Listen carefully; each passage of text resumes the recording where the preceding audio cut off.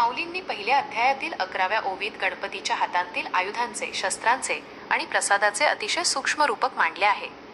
पूर्ण ओवी तरी तर्क तोची परशु, नीतिभेदू अंकुशु वेदांतु तो महारसू. मोदकाचा 11 सविस्तर अर्थ. माऊली मागच्या 10व्या ओवीतील रूपक पुढे चालू ठेवत गणपतीच्या हातातील विशिष्ट शस्त्रांचा आणि प्रसादाचा अर्थ उलगडून सांगतात. तर्क तोची परशु, कुऱ्हाड. तर्कशास्त्र म्हणजे कुऱ्हाड परशु.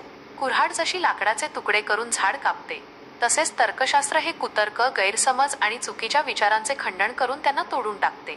नीतिभेदू अंकुशू. अंकुश विविध नीतिशास्त्रे आणि धर्मनियम म्हणजे अंकुश आहेत. माहूत जसा अंकुशाने उधळलेल्या हत्तीला नियंत्रणात ठेवतो, तसेच नीतिशास्त्र माणसाच्या मनातील वाईट वृत्तींना व अनियंत्रित वासनांना आवर घालून धर्माच्या मार्गावर आणते. वेदांत तो महारसू. मोदकाचा मोदक वेदांत ज्ञान, उपनिषदांचे ज्ञान म्हणजे गणपतीच्या हातातील मधुर मोदक महारस आहे. मोदक जसा खाल्ल्यावर परम आनंद व गोडी देतो, तसेच वेदांत ज्ञान आत्मज्ञानाचा आणि परमानंदाचा सर्वोच्च अनुभव देते. थोडक्यात अर्थ. थोडक्यात सांगायचे तर कुतर्काचे खंडन करणारे तर्कशास्त्र म्हणजे गणपतीचा परशु, कुऱ्हाड. माणसाच्या मनावर नियंत्रण ठेवणारी नीतिशास्त्रे म्हणजे अंकुश आणि परमानंद देणारे वेदांत ज्ञान म्हणजे गणपतीच्या हातातील गोड मोदक आहे.